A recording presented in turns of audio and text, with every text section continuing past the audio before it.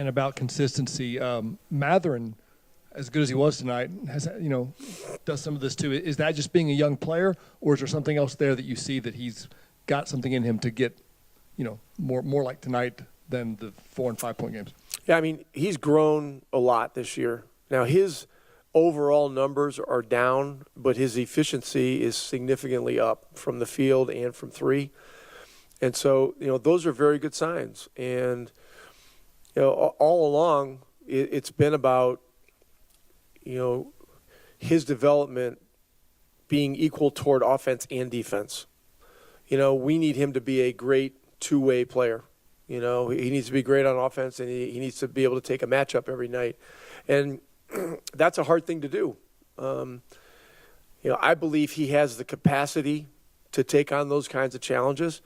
But, man, it is a tonight he had to deal with Barrett, and Barrett was taking the ball at him and trying to take it through him.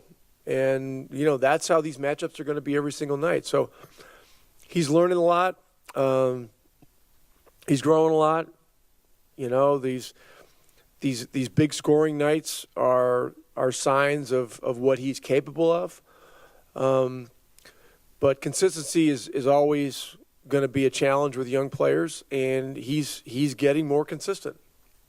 I just think it's unrealistic to expect, 30-point games out of him on a consistent basis. It's right now. It's just, we're a team that needs to strike a balance. So, having a guy that can rise up and do some of the things he did in the third quarter, that really helped us tonight. On the one hand, on the other hand, we're not an ISO team. When we isolate, we're not very good. And we got into doing too much of that tonight. And we got to get back to moving the ball and playing Pacer basketball. See, this is what I'm talking about. This is what I'm talking about, man. Like, Rick, what do you want from the man? What do you want? This man just put up, he almost saved the game. And this is what I've been talking about, man. Rick handcuffing this boy, trying to make him change up his game to accommodate his offense. You ain't do that with Tyrese. You ain't make Tyrese change up his game. And I know they two different players, but dang, you ain't telling Pascal Siakam to stop isoling. Matter of fact, hold on, let's back up. Maybe that's why Pascal Siakam haven't been as dominant with the Pacers as he have been with the Raptors. Because Rick Carlisle probably making that man not play his game. Pascal Siakam, he's effective in the ISO. He's an ISO player. Ben Mathurin is an ISO player. This is instinctively what they've been doing all their life. How you gonna expect these Ben to change up overnight, bruh? Or to change up, period. It's organic, bro. He's an ISO player. Now, I could see you trying to, get him to widen his game out a little bit more, playing, without the ball, cutting and getting open. And as soon as he get the ball, pop it, shoot it. Because that's the type of offense you playing, catch and shoot type offense. I can understand that. But you still have to let the man play his game, man, if that's what he's good at. His ISO ball almost saved the game. And we wondering why Benedict Mathurin haven't been dynamic. Because the coach is holding him back, making him play a whole different type of way. That's why he all conflicted and confused and don't know what to do. And like, what do you expect the man to do? Figure out a way to accommodate his play style to your offense, fool. That's what you're supposed to do as a coach.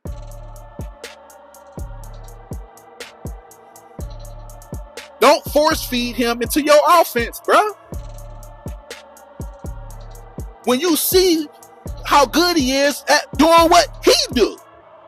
If he's good at that, then you as a coach need to figure out how to plan around that.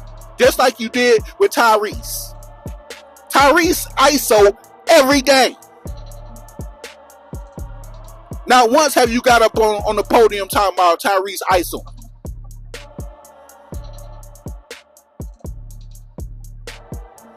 There's fans talking about Rick Carlisle gonna be the death of Ben. And I'm starting to believe it. I'm starting to believe it now, man, because you got up there and criticized the man and praised him in all in one sentence.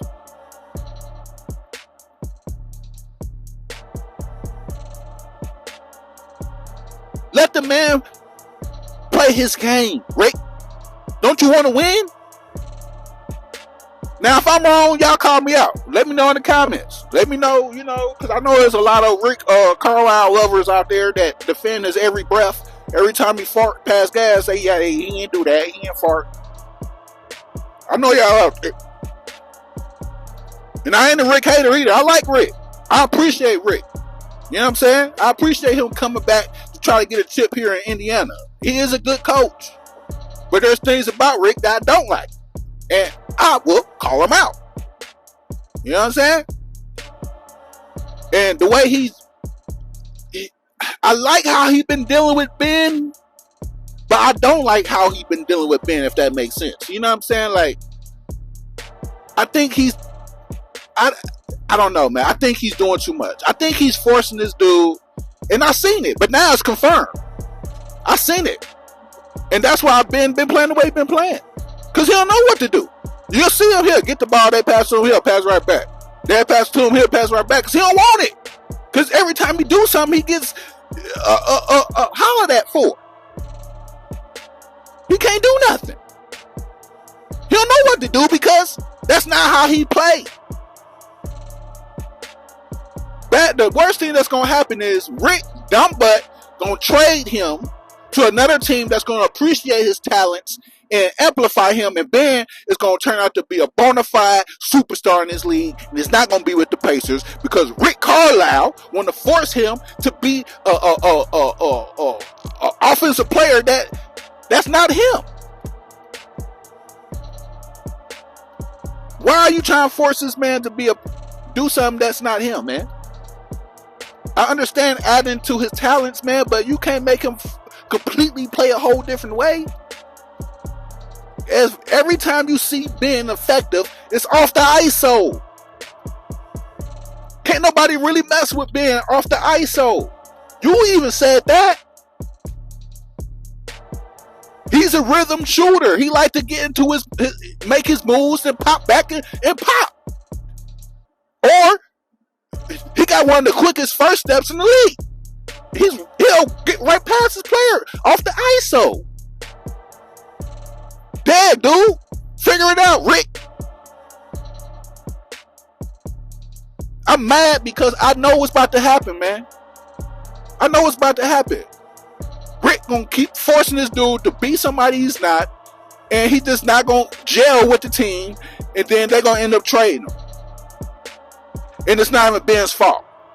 It's Rick Carlisle's fault because he's been short-sighted, hard-headed. And if you're going to do that for everybody. Stop riding Ben like that, man, making him be somebody he ain't. Just because them other players could do that stuff don't mean that's not how Ben, he could do it, but he's not as effective at what y'all want him to do. And then I get mad at him when he do it and he ain't effective. Okay, duh.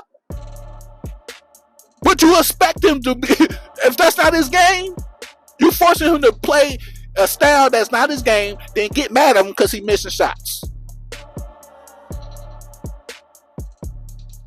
But then when he just go into his thing and do him, he's knocking down shots. And every time Ben has a big game, Rick get up there and criticize the man and downplay his game. Like, I don't know, bro. Like, I don't know. Maybe he's trying to not make him have a big head or something, bro. Like, I don't know, Rick, man. Like, come on, bro. Come on, man. If I had a talent like Ben, man, I'm looking to see how can I evolve my offense around him. It could happen, man. It could happen. You don't want everybody to be catching shooters on your team. Sometimes you need to slow the game down to ISO in the half court. You're going to find that out in the playoffs.